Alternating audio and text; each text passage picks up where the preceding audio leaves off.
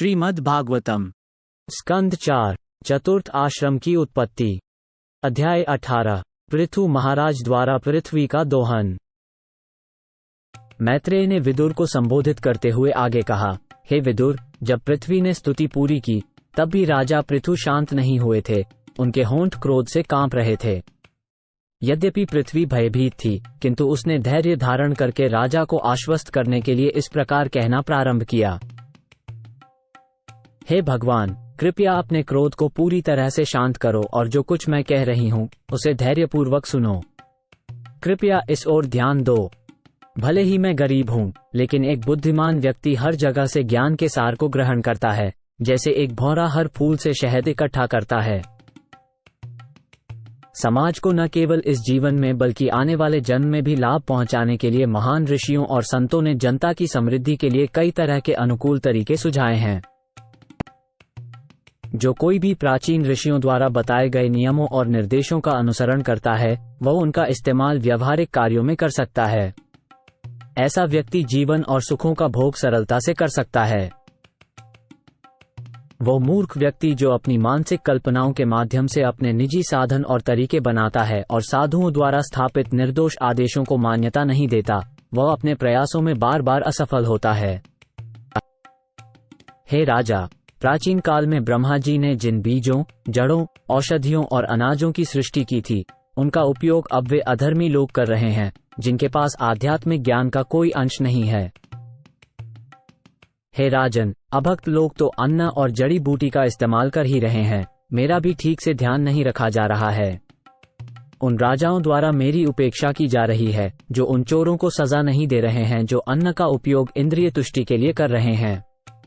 इसलिए मैंने उन सभी बीजों को छिपा दिया है जो यज्ञ करने के लिए हैं।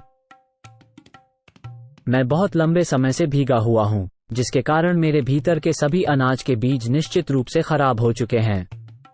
इसलिए आप तुरंत आचार्यों या शास्त्रों द्वारा बताई गई मानक प्रक्रिया के अनुसार उन्हें निकालने की व्यवस्था करें।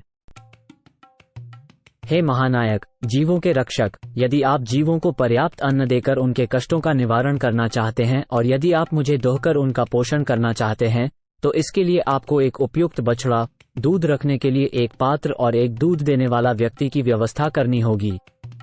जब मैं अपने बछड़े के प्रति अधिक स्नेही हो जाऊंगी, तो आप मुझसे दूध लेने की इच्छा पूरी कर पाएंगे। प्रिय राजन, मैं तुम्हें सूचित करना चाहती हूँ कि तुम्हें संपूर्ण पृथ्वी की सतह को समतल करना होगा। वर्षा ऋतु के न रहने पर भी इससे मुझे सहायता मिलेगी। राजा इंद्र की कृपा से ही वर्षा होती है। इस तरह वर्षा का जल पृथ्वी पर टिकेगा, जिससे पृथ्वी हमेशा नम रहेगी और इस प्रकार यह सभी तरह के उत्पादन के लिए शुभ होगा। पृथ्वी के शुभ और मनभावन वचनों को सुनकर राजा ने उन्हें स्वीकार कर लिया।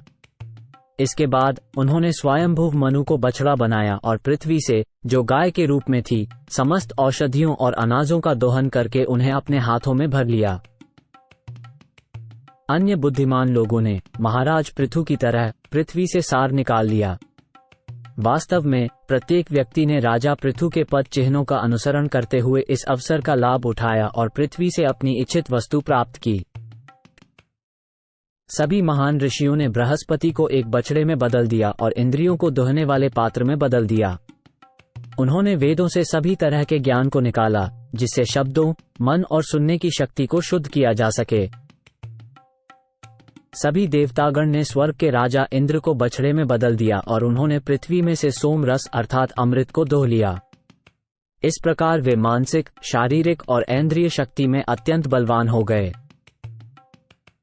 दिति के पुत्र और असुरों ने असुर कुल में जन्मे प्रहलाद महाराज को बछड़े के रूप में परिवर्तित किया और अलग अलग तरह की शराबों और मदिरा के पेय बनाए, जिन्हें उन्होंने लोहे के बर्तन में रख दिया।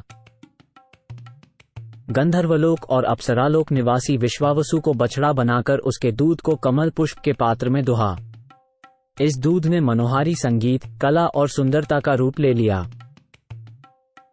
पितृलोक के सौभाग्यशाली निवासी जो श्राद्ध कर्म के मुख्य देवता हैं, उन्होंने अरमा को बछड़ा बनाया। अत्यंत श्रद्धा के साथ उन्होंने कच्चे मिट्टी के पात्र में कव्य, पितरों को दी जाने वाली आहुति, दोह लिया। तत्पश्चात सिद्धलोक तथा विद्याधर लोक के वासीगण कपिल मुनि को बछड़ा बनाकर और संपूर्ण आकाश को पात्र बनाकर अणिमादि सब योग शक्तियों को दुहने लगे।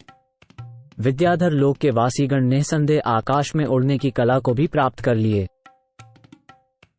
अन्य स्थानों पर किमपुरुष लोक के निवासियों ने भी दानव माया को बछड़ा बनाकर योग संबंधी कुछ शक्तियों को दोहा, जिससे कोई व्यक्ति किसी की नजरों से ओझल हो सकता है और दूसरे रूप में प्रकट हो सकता है।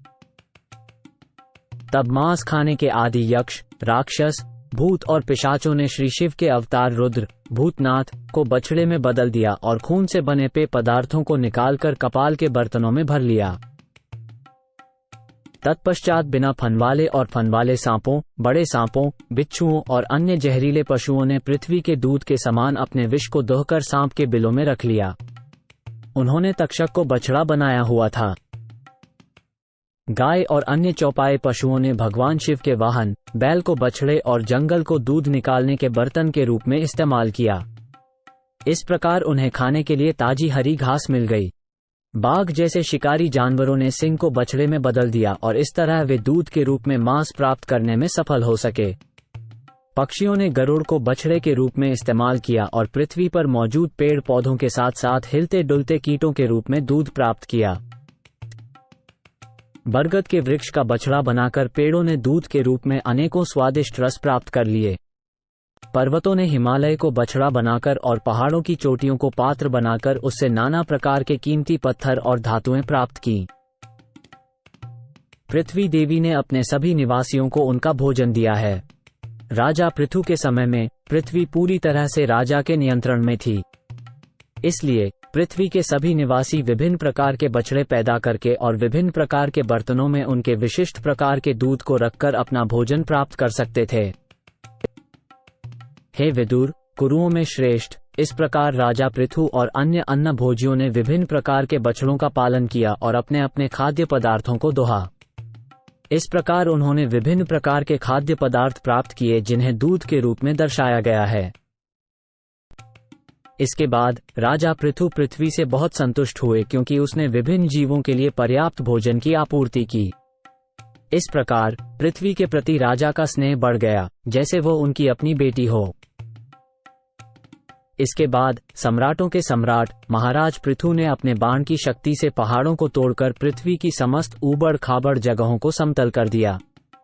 उनकी कृपा से पृथ्वी की पूरी सतह लगभग समतल हो गई। राज्य के सभी नागरिकों के लिए राजा पृथु एक पिता के समान थे। वो उन्हें उचित जीविका और उचित रोजगार देने में प्रत्यक्ष रूप से लगे हुए थे। उन्होंने पृथ्वी की सतह को समतल करने के बाद निवास स्थानों के लिए जितने भी स्थानों की आवश्यकता थी उनके लिए विभिन्न स्थलों को नियत किया। इस प्रकार राजा ने अनेक प्रकार के गांवों, बस्तियों, नगरों की स्थापना की और अनेक किले, ग्वालों की बस्तियां, पशुशालाएं, छावनियां, खाने, खेतिहर बस्तियां तथा पहाड़ी गांव भी बनवाए।